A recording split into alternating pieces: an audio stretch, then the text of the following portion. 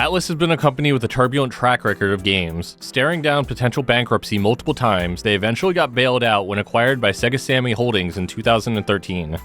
Prior to Metaphor ReFantazio in 2024, Sega's main focus for Atlus has been the Persona series, which included spin-offs, re-releases, and remakes.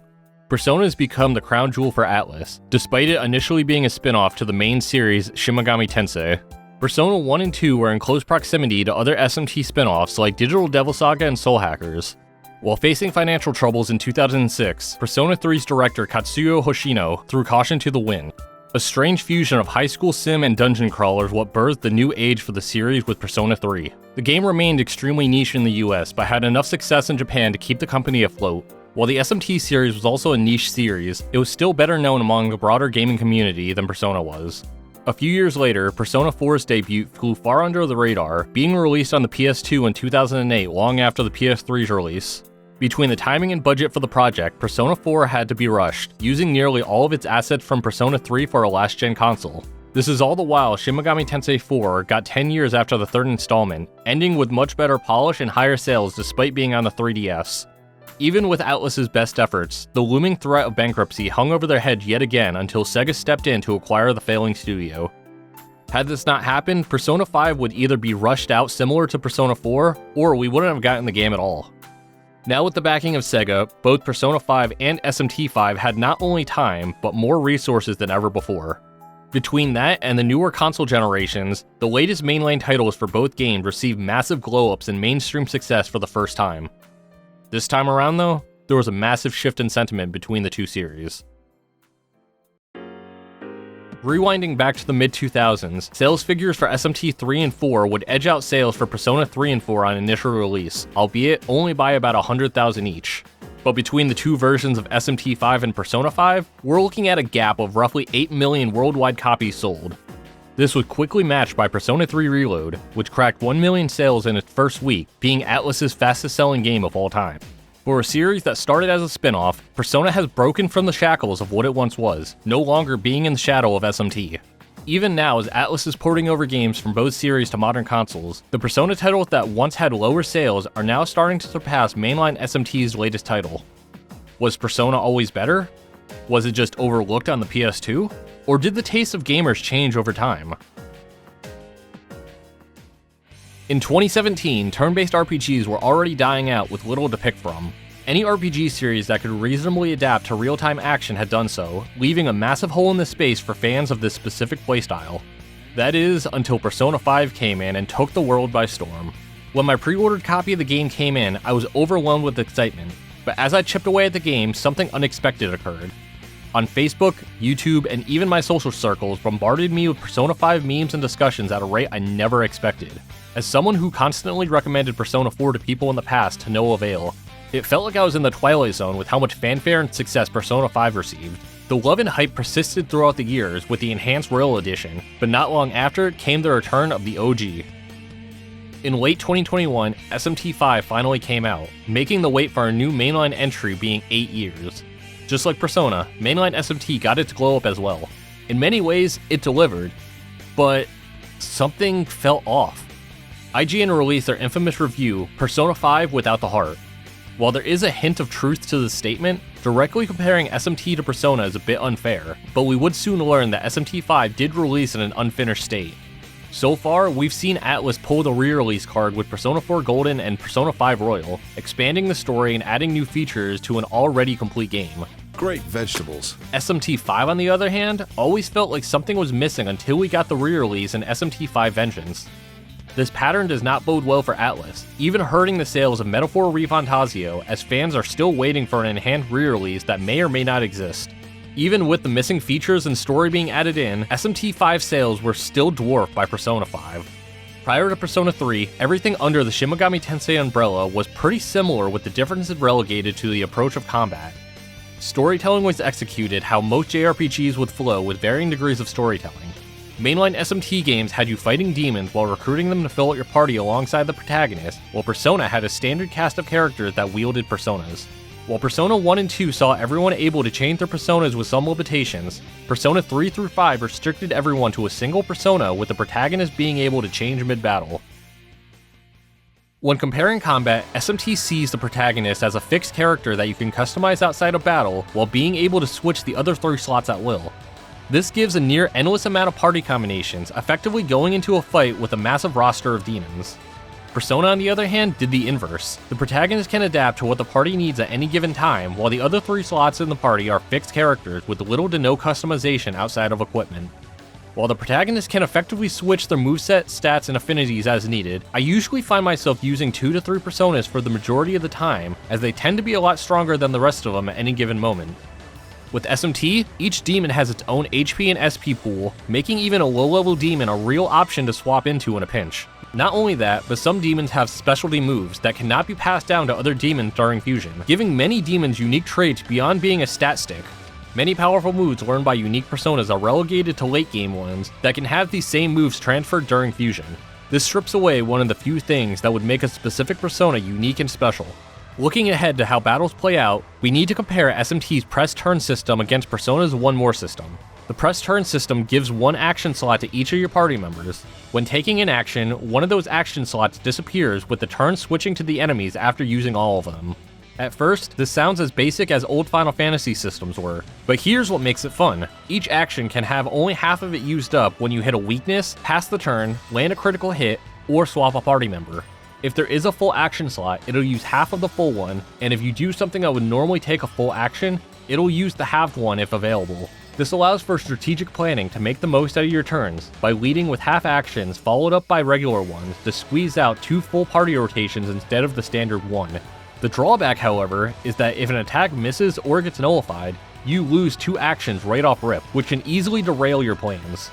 These same rules apply to the enemy as well, so setting up your party to dodge or null incoming attacks is a viable strategy while avoiding being exposed to weaknesses.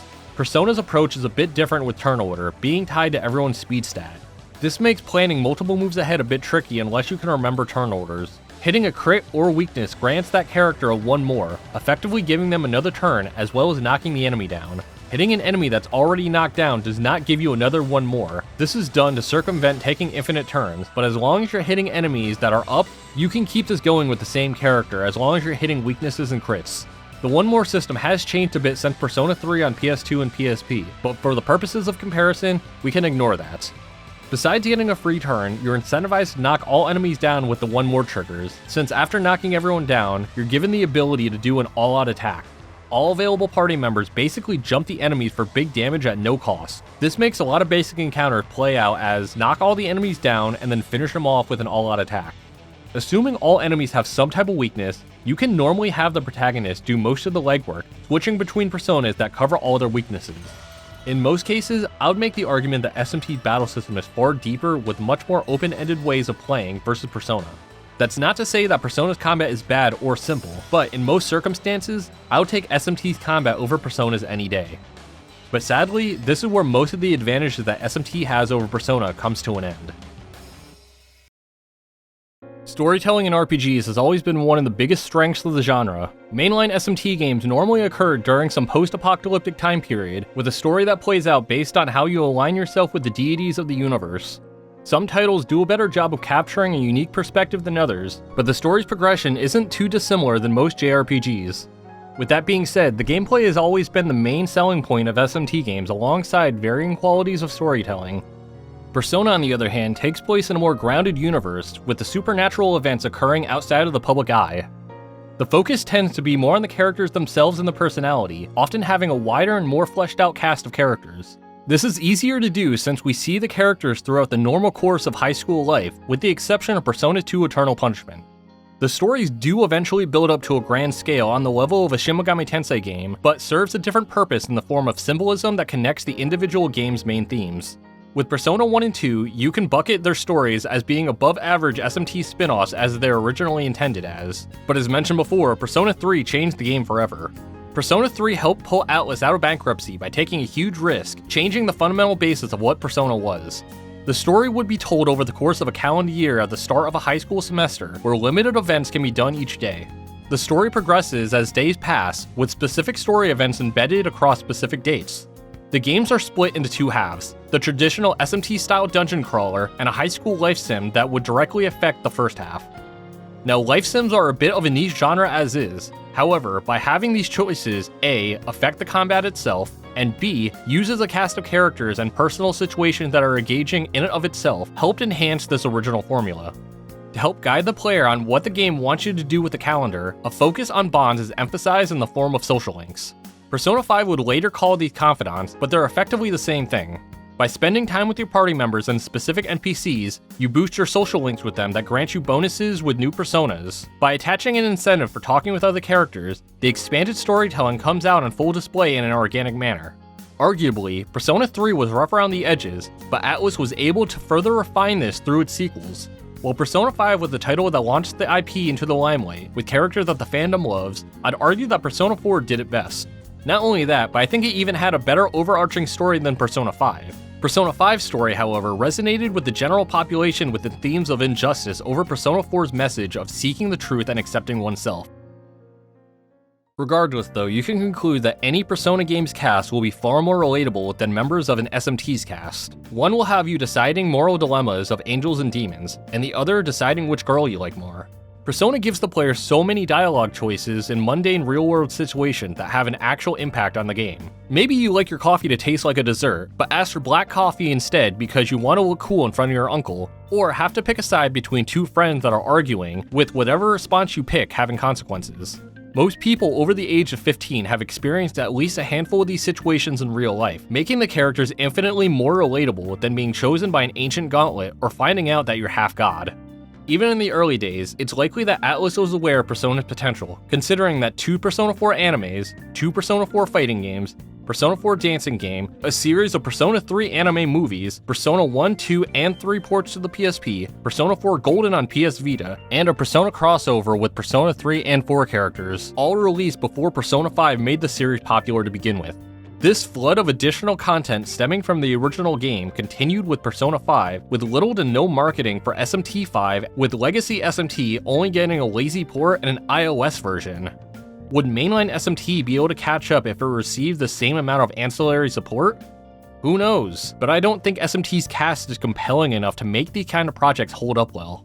Many new Persona fans coming in from Persona 5 came into SMT with the same high expectations that were not met. Just because Persona was originally the spinoff of SMT does not make them similar, at least not since pre-2006. Had SMT 5 come out prior to Persona 5, I believe that the negative sentiment that SMT 5 originally received wouldn't have been there. This is because it would have been judged on its own merit and not compared to Persona 5. Despite originally coming from the same place, these two series are fundamentally two different experiences.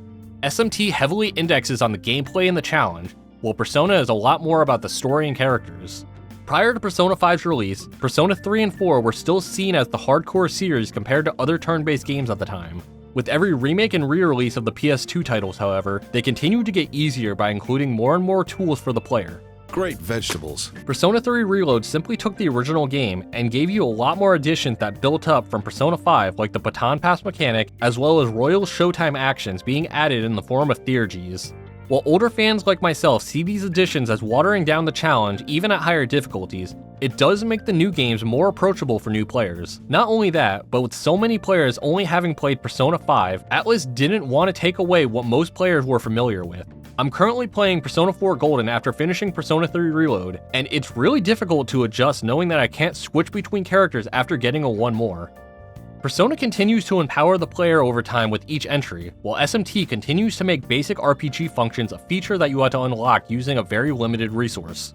Of course, there's always going to be crazy people like me out there who love this unfair challenge, but no matter how good the combat system is, a lot of people won't even give the series a second glance because of the difficulty.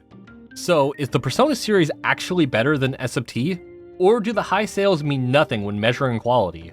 It's undoubtable that both series are fantastic, both old and new entries alike. But as time has passed, SMT continues to stick with tradition as Persona has evolved into its own genre. I do think we need to stop comparing the two against each other and accept that while they come from the same origins, each game is targeted towards a different audience. It just so happens that Persona's audience is a lot bigger and a lot more profitable for Atlus. Because of the profitability that Persona has, I do hope that SMT 6 continues to be what it is that we like about SMT, with Persona 6 continuing to push the boundaries of what the series can be. The only thing I have to ask though is please don't water the difficulty down too much, okay? Let me know in the comments down below, do you prefer SMT or Persona, or do you like them both equally? Also be sure to like and subscribe if you enjoyed this video, and I'll see you next time.